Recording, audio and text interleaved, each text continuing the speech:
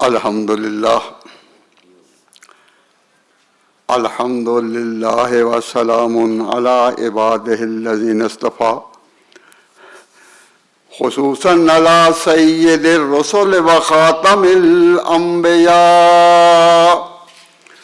وعلی آلہ الاتقیاء و اصحاب الاصفیاء اما بعد فاعوذ باللہ من الشیطان الرجیم بسم اللہ الرحمن الرحیم لقد نصرکم اللہ ببدر وانتم اذلہ واتقوا اللہ لعلکم تشکرون صدق اللہ مولانا العظیم۔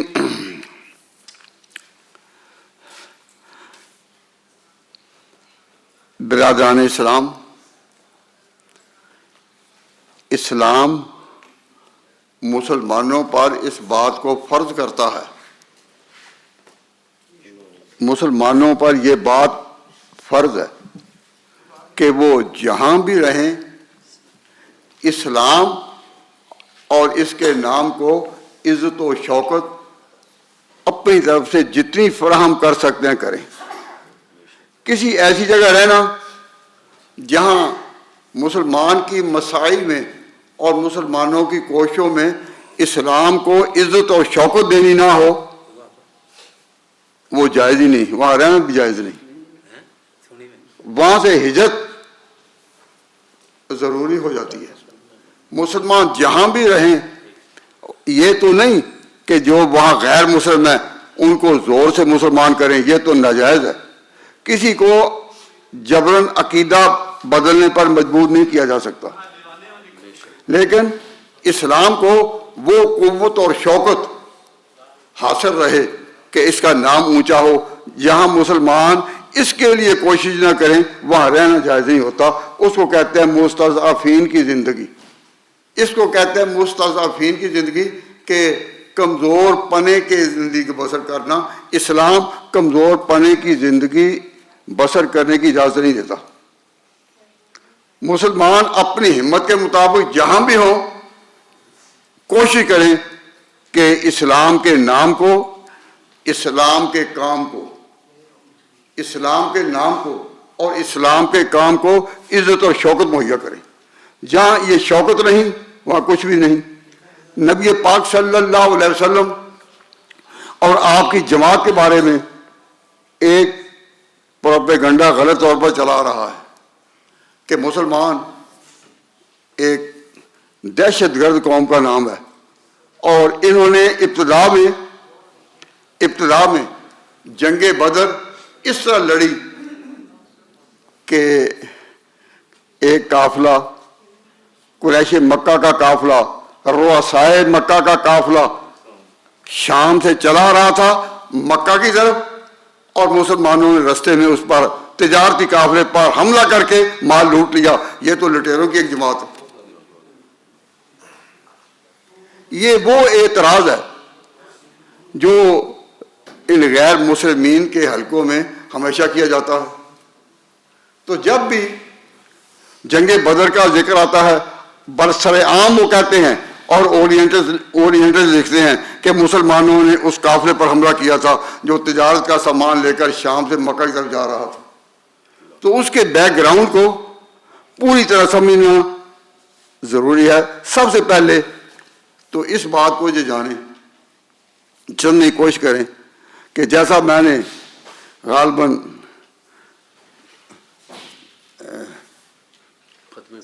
تراویح کے موقع پر کسی وقت یہاں یہ عرض کیا تھا کہ یہ جو پروپیگنڈا ہے اس کو سمجھنے کے لیے پہلے ذرا اس طرف کوشش کریں کہ نبی پاک صلی اللہ علیہ وسلم مکہ مکرمہ میں خدا کا نام لیتے تھے اور خدا کا پیغام دیتے تھے، لیکن وہ اور مسلمان ایک اچھی خاصی تعداد میں ہو گئے لیکن لڑے نہیں۔ اگر یہ دہشت گرد قوم ہوتی تو جس کے افراد اتنے بڑھتے جائیں کہیں نہ کہیں لڑائی بھی تو ہو جاتی ہے نا۔ لیکن نبی پاک صلی اللہ علیہ وسلم 13 سال مکہ میں رہے، 13 سال میں ڈیولپمنٹ کیا ہوئی اس کے متعلق اتنی بات ذہن میں رکھیے کہ نبی پاک صلی اللہ علیہ وسلم خود اکیلے تھے، پیچھے کوئی طاقت، فوجی طاقت، کوئی برادری کی طاقت، کوئی فوجی طاقت، برادری کی طاقت اور کوئی دولت کی طاقت پیچھے کوئی نہیں تھی، صرف ایک یتیم خدا کے نام کی آواز دے رہا ہے۔ لیکن 13 سال آپ نے جو خدا کے نام کی آواز دی اور دنیوی طور پر قوت اور طاقت کا کوئی سہارا نہیں، تو آپ نے کبھی یہ بھی جاننے کی کوشش کی کہ اس میں ڈیولپمنٹ کتنی ہوئی ایک کی آواز میں؟ کیا کسی یتیم کی آواز میں جس کے پیچھے کوئی سہارا نہ ہو، پیچھے کوئی طاقت نہ ہو، کوئی فوجی طاقت نہ ہو، کسی ملک سے ساز باز نہ ہو، کسی بیرونی امداد کی امید نہ ہو، کیا ایسی ڈیولپمنٹ ہوتی ہے؟ اگر مسلمان نوجوان وہ ڈیولپمنٹ یاد رکھیں تو یہ اعتراض کہ مسلمان یہ دہشت گردی سے آگے چلے ہیں خود بخود ختم ہو جاتا ہے۔ مثلا یہ یاد رکھیں کہ حضور صلی اللہ علیہ وسلم پر مکہ مکرمہ میں اس وقت ایمان لانے والے کس قوت اور طاقت کے ساتھ آگے بڑھے ہیں؟ سب سے پہلے میں ایک بات کی طرف توجہ دلاتا ہوں۔ نبی پاک صلی اللہ علیہ وسلم کے صحابہ میں، حضور کے صحابہ میں ایک صحابی حضرت ابو ذر غفاری کا نام آپ نے سنا ہوگا۔ ابو ذر غفاری مکہ کے رہنے والے نہیں تھے، مکہ کے رہنے والے نہیں تھے، یہ باہر سے آئے ہوئے تھے، اور نبی پاک صلی اللہ علیہ وسلم نے جب اسلام کا اعلان کیا، حضور نے جب خدا کے نام کی آواز دی، تو جو لوگ پہلے مسلمان ہوئے ہیں ان میں مکہ کا یہ مسافر ابو ذر غفاری بھی تھے، اور مورخین نے لکھا ہے کہ وہ 5ویں یا 6 مسلمان تھے۔ جن لوگوں نے ابتدا میں اسلام قبول کیا ان میں ابو ذر غفاری 5ویں 6 درجے میں مسلمان ہیں۔ تو جب آپ مسلمان ہو گئے، نبی پاک صلی اللہ علیہ وسلم کے ہاتھوں پر اسلام قبول کیا، اس کے بعد آپ اپنے قبیلے میں واپس چلے گئے، اور وہاں جا کر انہوں نے جو حضور کا پتہ دیا، حضور اکرم صلی اللہ علیہ وسلم نے خبر دی اور دعویٰ اسلام اور اعلان توحید کا ذکر کیا، تو غفارہ کا قبیلہ جو تھا آدھا مسلمان ہو گیا ابو ذر غفاری کے ہاتھ پر۔ یعنی پورے کا پورا قبیلہ جو ہے اس میں سے آدھے جو ہیں وہ اسی وقت مسلمان ہو جائیں۔ یہ سچائی کی آواز کے سوا اور کس کا ثمرہ ہو سکتا ہے کہ جو اعلان کرنے والا ہے وہ ایک یتیم ہے، اس کے ساتھ کوئی دنیوی بہار نہیں اور کوئی دنیوی طاقت نہیں، اور جو ایمان لانے والا ہے وہ بھی مسافر غفارہ سے آیا ہوا اور 5 اور 6 درجے میں مسلمان ہوتا ہے، اور جا کر جب وہ پیغام دیتا ہے تو آدھا قبیلہ جو ہے وہ مسلمان ہو گیا۔ اتنی جلدی خود مکہ میں بھی اسلام اتنی جلدی نہیں پھیلا جتنا وہاں جا کے پھیلا۔ تو نبی پاک صلی اللہ علیہ وسلم 13 سال کے بعد جب ہجرت کر کے مدینہ گئے تو یہی ابو ذر غفاری پھر اپنے قبیلے سے نکل کر حضور کے پاس آ کر ہم مجلس ہو گیا اور وہیں رہائش اختیار کر لی۔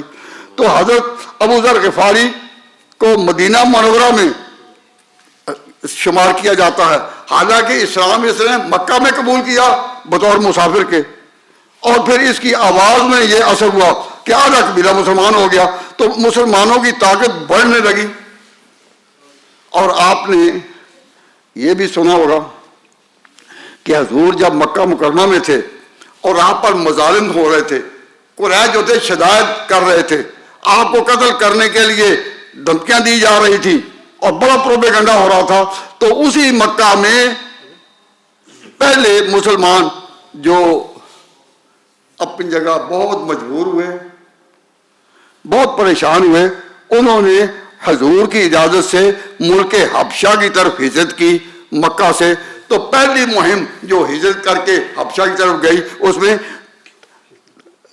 83 یعنی 83 جو تھے وہ مرد اور 18 عورتیں تھیں جو برسر عام مکہ میں کہتے ہوئے کہ تم ہمیں یہاں رہنے نہیں دیتے، ہمیں اپنے عقیدے کے مطابق بات کرنے نہیں دیتے، ہمیں پریشان کرتے ہو، ہم جاتے ہیں۔ تو باہر جانا، ہجرت کرنا اور چھوڑنا یہ لڑنے والوں کا کام ہوتا ہے یا بھاگنا جو ہے اپنی جان بچانے کے لیے ہوتا ہے؟ بھاگنا جان بچانے کے لیے ہوتا ہے، لڑنے کے لیے تو نہیں۔ اگر مسلمان قوم اپنی ابتدا میں لڑنے والی قوم اور دہشت گرد قوم ہوتی، مقابلے میں آنے والی ہوتی، تو وہ حبشہ ہجرت کرنے کی بجائے یہیں کسی گوشے میں تو لڑے ہوتے، کہیں تو انہوں نے اپنی طاقت کا مظاہرہ کیا ہوتا۔ لیکن مسلمانوں نے کہیں بھی اپنی طاقت کا مظاہرہ نہیں کیا۔ جس وقت اعلان کیا ہجرت کا کہ ہم حبشہ ہجرت کر جائیں گے، یہ جو مدینہ کو ہجرت ہوئی ہے تو بہت بعد میں ہوئی ہے، پہلے انہوں نے یہ کہا کہ ہم ہجرت کرنے کے لیے نکل جائیں گے یہاں سے۔ تو میں نے عرض کی کہ مسلمانوں کی مہم جو مکہ سے نکلی اس میں 83 مرد اور 18 عورتیں تھیں، وہ چلے گئے اور پھر جہاں وہ گئے وہاں حبشی یا حبشہ کی طرف جو ہجرت کرنی تھی تو وہاں کا بادشاہ وہ خود حبشی تھا، عیسائی تھا۔ وہاں جا کر ان مسلمانوں نے جو اس کے دربار میں تقریر کی اور حضور کا تعارف کرایا تو جو حبشہ کا بادشاہ تھا وہ خود مسلمان ہو گیا۔ لیکن اتنی کمزوری رہی کہ جب اسے مسلمان ہونے کا اعلان کیا تو دیکھا کہ اس کے درباری اور بڑے بڑے رؤساء جو ہیں، افسر جو ہیں اور جو فوجی ہیں وہ اس سے خوش نہیں۔ تو اس نے یہ سمجھا کہ اب اگر میں مسلمانوں کے ساتھ چلا گیا تو ملک یہ سنبھال لیں گے، ہمیں کہیں اور ہجرت کرنی پڑے گی۔ تو اس نے اپنے ایمان کو ظاہر نہیں کیا، لیکن حضور اکرم صلی اللہ علیہ وسلم کی باتوں میں اسے پوری تصدیق اور تائید کر دی۔ اور پھر اس کا وہ بادشاہ وہ رہا، حبشہ کا بادشاہ نجاشی رہا، تو وہ وہیں آیا تو نہیں، لیکن اس کا ثمرہ یہ ہوا کہ جب وہ فوت ہوا تو کہاں فوت ہوا؟ حبشہ میں ہی۔ اس کی فیوچر رائٹس، اس کی جو آخری رسوم ہے وہ کس طرح ادا کی گئی؟ جس طرح حبشہ میں کرتے ہیں اسلام کے مطابق۔ تو وہاں جنازہ پڑھنے کی کوئی صورت نہ تھی، تو اللہ تبارک و تعالیٰ نے اس حبشی نجاشی کو اتنی عزت دی کہ نبی پاک صلی اللہ علیہ وسلم نے خود اس کا جنازہ مدینہ منورہ میں اس وقت پڑھا جب حضور بھی ہجرت کر کے مدینہ آ چکے تھے اور وہ اپنے ملک میں فوت ہو رہا ہے۔ وہاں جب یہاں اطلاع پہنچی تو نبی پاک صلی اللہ علیہ وسلم نے یہاں جنازہ پڑھا، کیونکہ جنازہ کی نماز فرض کفایہ ہے، کچھ مسلمان ادا کر لیں اب کسی کے ذمہ نہیں، لیکن اگر کوئی بھی ادا نہ کرے پھر سارے گناہ گار ہیں۔ تو نبی پاک صلی اللہ علیہ وسلم نے اس کا غائبانہ نماز جنازہ پڑھی۔ تو جس شخص کی نماز جنازہ اپنے ملک میں نہ ہو، کہیں نہ ہوئی ہو، ادا ہوا ہی نہ، اس کے لیے نماز غائبانہ کی اس طرح صورت ہے کہ غائب طور پر بھی مسلمان پڑھ سکتے ہیں۔ تو حضور اکرم صلی اللہ علیہ وسلم نے غائبانہ نماز جنازہ اس طرح پڑھی کہ چونکہ اس کا جنازہ وہاں پڑھا ہی نہیں گیا تھا، اور لوگوں نے یہاں ایسا رواج بنا لیا ہوا ہے کہ کسی کا جنازہ اپنے شہر میں بھی ہو جائے تو دوسرے کا پڑھتے ہیں۔ نجاشی کا جنازہ اس لیے پڑھا گیا کہ وہاں اس کا جنازہ ہوا ہی نہیں تھا، لیکن اللہ تعالیٰ نے اس کو یہ عزت دی۔ کیوں عزت دی؟ کہ اس وقت اس نے حضور کے حق میں اتنی بات کہی تھی، تو نبی پاک صلی اللہ علیہ وسلم کی آواز میں اور بات میں اتنی تاثیر تھی کہ حبشہ کی طرف ہجرت کرنے والا اس وقت کس قائد کا ہونا ہے؟ ایک یتیم جس کے ساتھ کوئی دنیوی بہار نہیں اور دنیوی طاقت نہیں، تو اتنے آدمی وہاں چلے جاتے ہیں۔ اور جو لوگ، جن لوگوں کو اللہ تعالیٰ نے حج پر جانے کا بھی موقع دیا، ان کو پتہ ہے کہ مکہ مکرمہ سے تھوڑے سے فاصلے پر منا کا مقام ہے۔ اب تو منا ایک شہر کی طرح آباد ہو جاتا ہے اور اس پہ پوری بہار آ جاتی ہے جب حاجی لوگ جاتے ہیں، لیکن حضور کے زمانے میں جب کہ آبادی بہت کم تھی، خود عربوں کی اپنی آبادی بھی کم تھی، تو منا ایک دوسرا سہارا، یہ مکہ کے قریب کی ایک دوسری سہارا تھی۔ نبی پاک صلی اللہ علیہ وسلم ایک خدا کی آواز دیتے ہوئے جب منا میں پہنچے تو حضور کے مدینہ ہجرت کرنے سے پہلے ایک ہی دفعہ منا کے مقام میں آپ نے جب خدا کا نام لیا اور خدا کے نام کی آواز دی تو اسی وقت 70 مرد جو تھے وہاں مسلمان ہوئے ایک ہی مجلس میں۔ یہ کبھی انسان سوچتا ہے کہ کیا ایک یتیم کی آواز میں اتنی بڑی تاثیر کہ ایک آواز دی تو 70 ہو گئے، ہجرت کرنے والے 83 ہو گئے، اور ابو ذر غفاری ہو کر گئے تو انہوں نے پھر پورے آدھے قبیلے کو مسلمان کر لیا۔ تو میں عرض یہ کر رہا ہوں کہ مسلمانوں میں اگر ذرا بھی یہ لڑنے کا شوق ہوتا یا لڑائی کا جذبہ ہوتا یا طیش میں آنے والے ہوتے تو مکہ مکرمہ میں جب ان پر اتنے شدائد کیے جا رہے تھے اور حضور کو قتل کرنے کے ارادے کیے جا رہے تھے تو کوئی کہیں بھی کوئی لڑائی ہوئی؟ کہیں بھی لڑائی نہیں ہوئی۔ اور نبی پاک صلی اللہ علیہ وسلم بھی اس طرح وہاں سے گئے چھپتے چھپاتے غار میں سہارا لیتے ہوئے، کسی کو بتانے کے بغیر آپ رات کے وقت سفر کرتے اور دن کے وقت نہ۔ تو ایسی حالت میں جو جائے کیا اس کے بارے میں کہا جا سکتا ہے کہ مسلمانوں کی جڑ میں یہ دہشت گردی ہے اور یہ لڑنے والے؟ اگر لڑنے والے ہوتے تو لڑنے والوں نے صرف ان کے ساتھ لڑنا ہے جو تجارت کے لیے شام جا رہے تھے۔ تو بات یہ سمجھنے کی یہ ہے کہ نبی پاک صلی اللہ علیہ وسلم اور صحابہ کے بارے میں جب کبھی یہ آواز آتی ہے کہ یہ ایک دہشت گرد قوم ہے تو میں کہا کرتا ہوں نوجوانوں سے اور خاص طور پر طالب علموں سے کہ یہ باتیں کتابوں کے حوالوں کی تو نہیں، کتابوں کے حوالے تو علماء جانتے ہیں،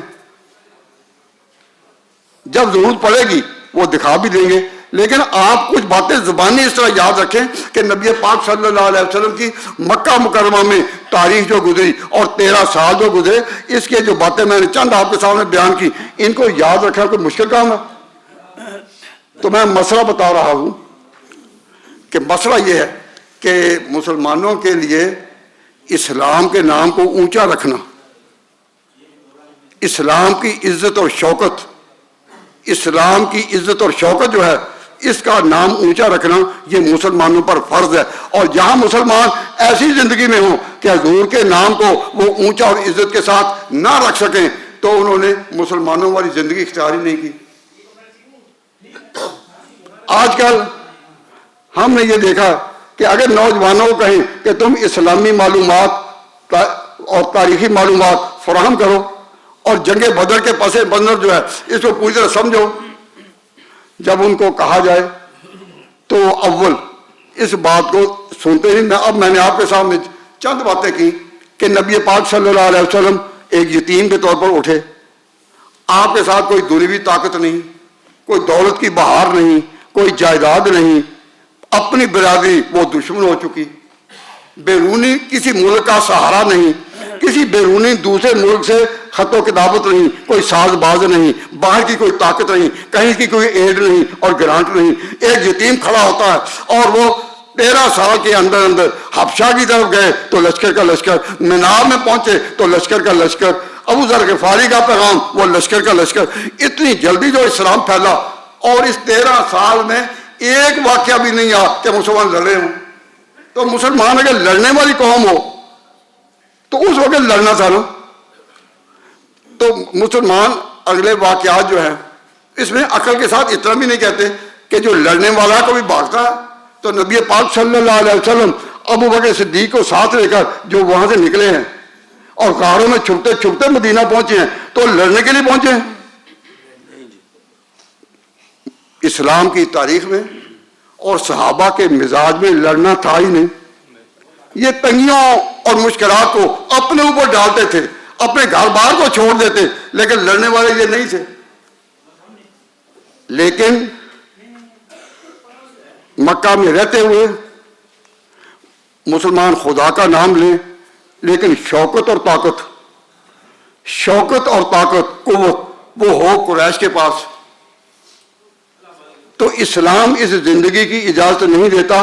نبی پاک کو اللہ نے حکم دیا کہ آپ ہجرت کر کے مدینہ چلے جائیں اور اپنی ایک خود سلطنت کی بنا رکھیں. کیوں؟ جب تک کہ مسلمانوں کو یہ سیاسی شوکت اور اسلام کو عزت اور شوکت کے ساتھ آگے تعارف کرانا یہ موقع نہیں ملے گا، وہ اسلام پر بہار نہیں آئے گی. تو اللہ تعالیٰ نے جب یہ حکم دیا تو نبی پاک صلی اللہ علیہ وسلم وہاں سے نکلے، لیکن ابھی تک لڑے نہیں، چھپ چھپا کر نکلے. حضور نے جب ہجرت کی اور مکہ مکرمہ میں سے آپ نکل کر مدینہ منورہ آ گئے تو کب آئے؟ جب دشمن پیچھے لگے ہوئے تھے.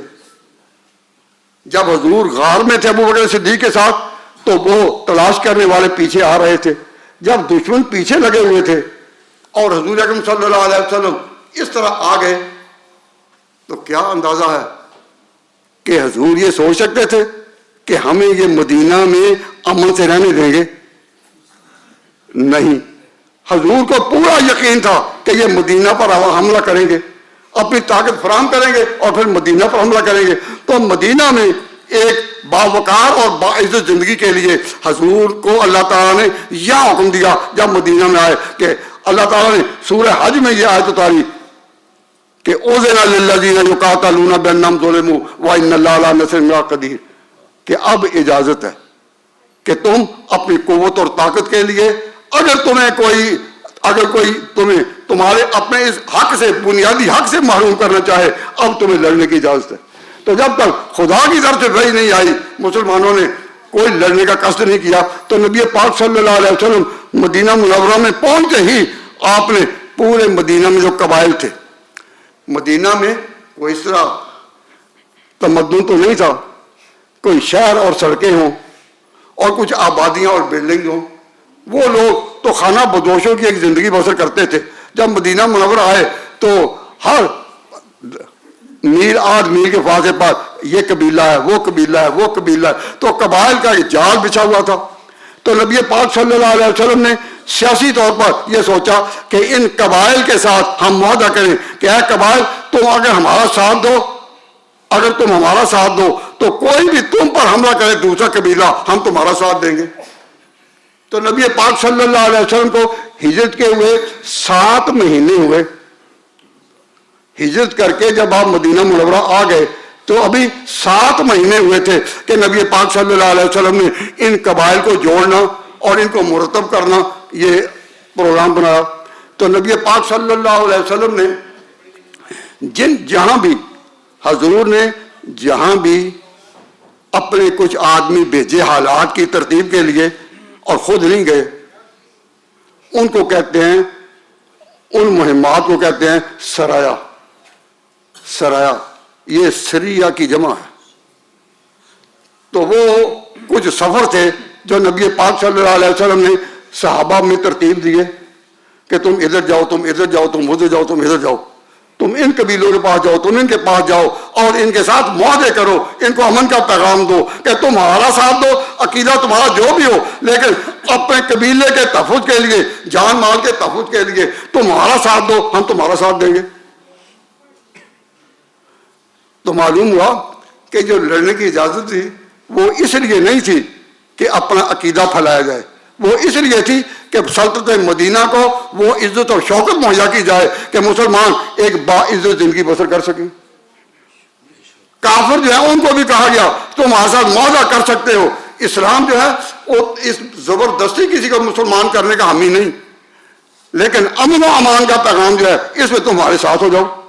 تو کئی غیر مسلم بھی اس وقت ایمان لانے کے بغیر ہی مسلمانوں کے ساتھ وہ شامل ہوئے اور آپس میں حضور نے مدینہ پہنچ کر خود یہودیوں سے بھی معاہدے کیے. سیاسی طور پر اپنی قوت کو مضبوط کرنے کے لیے آپ نے اس سے کہا کہ مدینہ منورہ پر کوئی حملہ آور نہ ہو سکے. تو میں یہ عرض کرتا ہوں کہ جن مہمات میں، جن فوجی تحریکات میں اور قبائل میں حضور خود شامل نہیں ہوئے اور آپ نے بھیجا آدمیوں کو، ان کو کہتے ہیں سریہ، اور جس میں آپ خود بھی گئے ان کو کہتے ہیں غزوہ. تو جنگ بدر ایک غزوہ ہے جس میں حضور خود ہے، لیکن اس کے بیک گراؤنڈ میں یہ بات سمجھیں کہ نبی پاک صلی اللہ علیہ وسلم کو ہجرت کر کے مدینہ آئے ہوئے 7 ماہ گزرے تھے کہ آپ نے پہلا سریہ نکالا. مسلمانوں کی تاریخ میں یہ پہلا سریہ ہے. اس کا امیر حضور نے حضرت حمزہ کو بنایا. حضرت حمزہ جو شہید ہوئے ہیں وہ تو آگے احد میں جا کر ہوئے نا، لیکن حضرت حمزہ ایک بڑے طاقتور جرنیل اور سپاہ سالار اور بہادر قسم کے فرد تھے. حضرت حمزہ کو حضور اکرم صلی اللہ علیہ وسلم نے امیر بنایا اور کہا کہ تم سیف البحر ایک جگہ ہے کہ تم اس طرف جاؤ، کہ سیف البحر میں جو لوگ ہیں ان میں اس طرح پیغام دو کہ جو ساتھ شامل ہوتے ہیں امن و امان کی خاطر ان سے معاہدہ کرنا پڑے معاہدہ کرو، کوئی رستے میں رکاوٹ آئے اس رکاوٹ کو دور کرو. تو ان کو بھیجا. نبی پاک صلی اللہ علیہ وسلم جب آئے تو آپ نے سیف البحر کی طرف حضرت حمزہ کی قیادت میں سے 30 مہاجرین بھیجے. مہاجرین کن کو کہتے ہیں؟ جو مکہ سے گئے تھے. حضور جب مدینہ میں آ گئے تو جتنے لوگ مکہ کے آئے تھے وہ تو تھے مہاجرین، لیکن جتنے لوگ پہلے سے یہاں مسلمان ہو چکے تھے اور اب بھی مسلمان ہو رہے تھے ان کا نام تھا انصار. تو نبی پاک صلی اللہ علیہ وسلم نے مدینہ پہنچتے ہی انصار کو کہا تھا کہ انصار اللہ کے نام پر جب تم ہمارے ساتھ شامل ہو گئے تو اگر کوئی شخص ہم مہاجرین پر حملہ کرے کہ تم مکہ سے آئے ہو تم ایسے ہو تو ہم پر کوئی حملہ کرے ہم اپنا بوجھ تم پر نہیں ڈالیں گے، یعنی زبردستی تمہیں نہیں کہیں گے اے انصار اب تم لڑائی مول لو. تو نبی پاک صلی اللہ علیہ وسلم نے حضرت حمزہ کو جب بھیجا تو ان کے ساتھ جو آدمی بھیجے وہ خالص مکے والے تھے، مہاجرین، انصار میں نہیں کسی کو بھیجا. کیوں؟ انصار کے ساتھ معاہدہ تھا. انصار نے کہا تھا حضور ہم آپ کے ساتھ ہیں، ہم دین اسلام میں داخل ہو چکے، لیکن اگر کوئی مدینہ پر حملہ آور ہوگا پھر تو ہم لڑائی کے لیے نکلیں گے، جب تک کوئی مدینہ پر حملہ نہ کرے ہم لڑائی کے لیے نہیں نکلیں گے. تو نبی پاک صلی اللہ علیہ وسلم کو پتا تھا کہ میرا انصار کے ساتھ یہ معاہدہ ہوا ہے. تو حضور نے پہلا سریہ بھیجا حضرت حمزہ کی قیادت میں، صرف 30 کے 30 مہاجرین تھے. اور 1 ماہ بعد آپ نے دوسرا سریہ بھیجا حضرت عبیدہ بن حارث کی قیادت میں. تیسرا آپ نے بھیجا حضرت سعد بن ابی وقاص کی قیادت میں. اور ہر ایک میں صرف مہاجر، انصار نہیں. آپ کو جب کہا جاتا تو آپ یہی کہتے کہ بھئی ہمارا ان کے ساتھ یہ قول ہوا ہے، عہد ہوا ہے کہ انہوں نے کہا تھا کہ کوئی مدینہ پر حملہ آور ہوگا تو ہم لڑیں گے، لیکن باہر جا کر نہیں. تو حضور تو باہر بھیج رہے تھے کہ باہر کے چھوٹے چھوٹے جو قبائل ہیں ان کو ایک ترتیب میں لا کر ہم اپنی ایک قوت بنائیں. تو جس پاک پیغمبر نے ان لوگوں کو جنہوں نے ان کے ہاتھ پر اسلام قبول کیا مگر وہ تھے مدینہ کے، ان کو جبر نہیں کہا کہ اب تم ہمارے ساتھ لڑنے کے لیے نکلو. انہوں نے کہا تھا اگر کوئی مدینہ پر حملہ آور ہوگا ہم نکلیں گے، لیکن باہر جا کر نہیں. اور حضور نے مہاجرین کو اور اپنے صحابہ کو کہا کہ باہر نکل کر جتنے بھی قبائل ہیں ان کے ساتھ معاہدات کرو. کیوں؟ حضور کو اس وقت اندازہ تھا کہ ایک بڑی جنگ ہوگی جو آخرکار بدر کے مقام پر ہوئی. تو جنگ بدر کی تیاری کے لیے آپ پہلے چھوٹی سطح پر قبائل کی سطح پر ان کو ترتیب دینا چاہتے تھے. اب پہلا غزوہ پہلا سریہ جو حضرت حمزہ کی وجہ سے، دوسرا حضرت عبیدہ بن حارث کی وجہ سے، تیسرا سعد بن ابی وقاص کی وجہ سے. تو کسی میں 200 مہاجرین ساتھ ہیں، کسی میں 60 ہیں. تو آپ نے اسے روانہ کیے اور ان کی کارکردگی ہے جس سے پتہ چلتا ہے کہ انہوں نے پورے عرب میں ایک ارادہ کر لیا تھا کہ مسلمانوں میں مدینہ کی سلطنت اس طرح قائم ہوگی کہ مسلمان عزت اور شوق کے ساتھ زندگی بسر کر سکیں. اسلام کوئی قبول کرے نہ کرے یہ اس کا اپنا معاملہ ہے. اسلام کیا ہے؟ وہ دلی عقیدے کا نام ہے. تو زبردستی کسی کے اندر کوئی عقیدہ داخل نہیں کیا جا سکتا.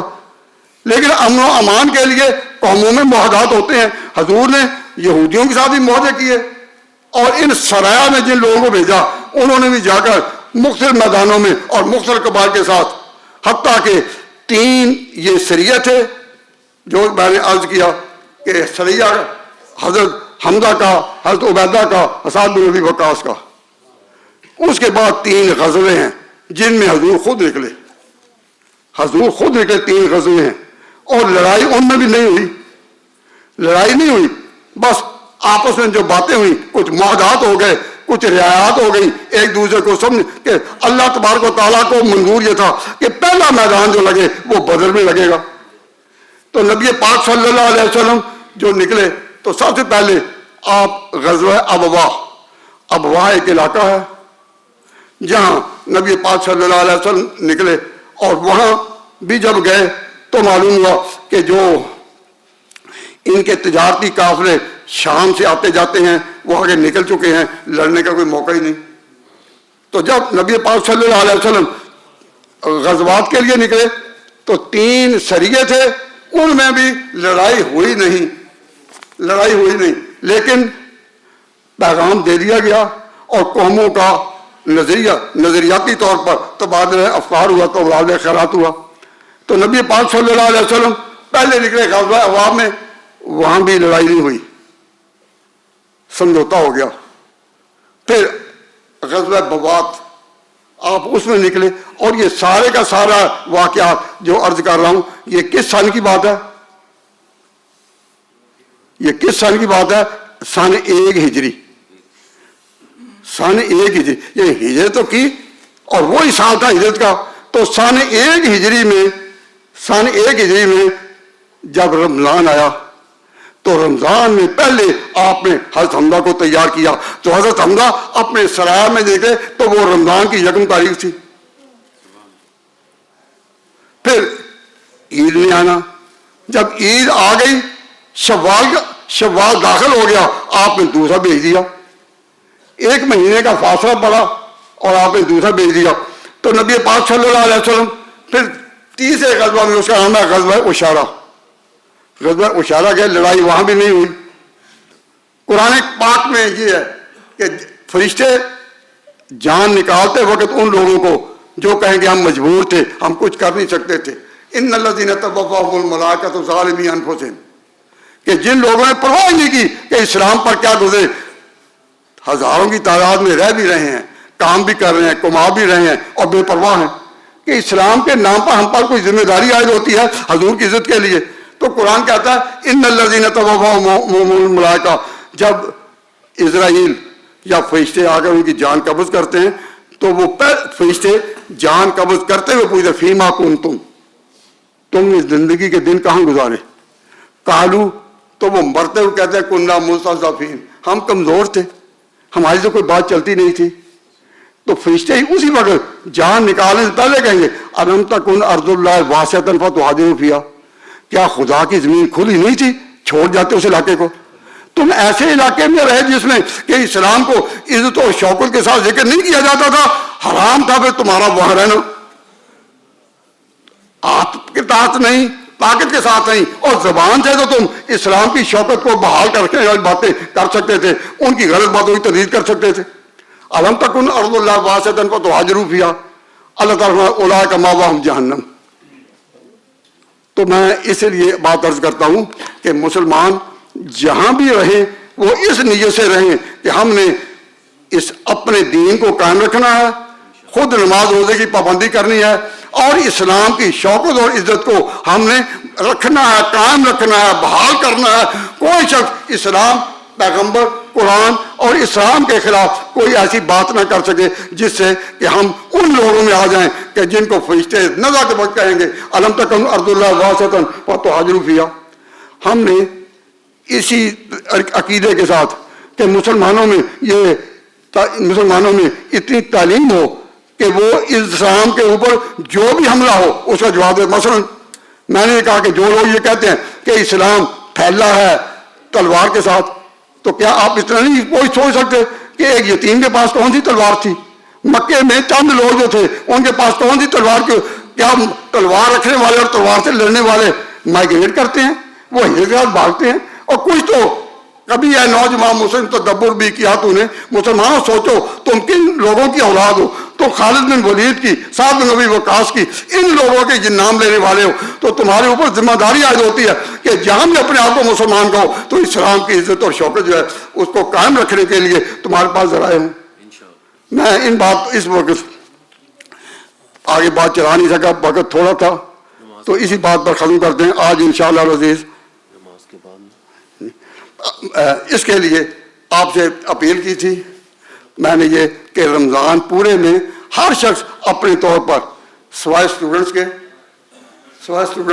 ہر شخص اپنے طور پر یہ ذمہ داری ادا کرے، اپنے آپ سے پوچھے، ایک جمعے میں نہیں، دوسرے میں نہیں، تیسرے میں نہیں، چوتھے میں، کہ کم از کم ہر شخص جو ہے وہ رمضان میں اسلام کی عزت و شوق کو قائم رکھنے کے اتنا بڑا ادارہ بن گیا۔ اس ادارے نے اب وہ تعلیمی کام جو سیرت ٹیچنگ کے ساتھ میں نے پچھلی دفعہ عرض کیا تھا وہ کرنا ہے، تو آگے بڑا کام ہے۔ تو میں نے آپ سے اپیل کی تھی اور پھر میں نے کہا کہ یہ پورا کرتے ہی نہیں، سب سے اپیل کروں، تو آج میں نے کہا کہ چونکہ جمعۃ الوداع ہے تو میں نے یہ اپیل کی ہے، تو ایسا نہ ہو کہ کوئی شخص یہ کہے کہ ہر شخص جو ہے وہ کہے کہ جی نہیں ہمارے موقع نہیں تھا۔ تو میں الحمدللہ یہاں حاضر ہونے سے پہلے اپنی طرف سے 1000 مفتی صاحب کے پاس پیش کر چکا ہوں۔ کیوں جی؟ اپنی ذمہ کہ میں نے جو مدمان سے بات کہی تھی کہ کوئی شخص ایسا نہ ہو کہ جسے کم از کم یہ نہ ہو، جس طرح کے بھی حالات ہوں اس کے مطابق جن کو اللہ تعالیٰ نے زیادہ وسعت دی ہے وہ زیادہ بھی دیں۔ اسلام کی روح سے، قرآن کی روح سے، جنگ بدر کی روح سے، ان واقعات کی روح سے مسلمان جہاں بھی رہیں، یہ تو نہیں کہ کسی کو زبردستی مسلمان بنائیں، اسلام ہرگز کسی کو جبرن اپنے مذہب میں داخل کرنے کی تعلیم نہیں دیتا، لیکن یہ ضرور کہتا ہے کہ مسلمان اپنے دین کی عزت اور شوکت کو قائم رکھیں، اللہ رسول کے نام کی عزت کو، قرآن کی، کعبہ کی عزت کو۔ اب بھی جن حضرات نے یہ رمضان تھا چلا گیا، 2 دن باقی ہیں، اپنی یہ ذمہ داری ادا نہیں کی، میں ان کی خدمت میں پھر یہ کہ یہ موقع پھر نہیں آئے گا، یہ موقع پھر نہیں آئے گا۔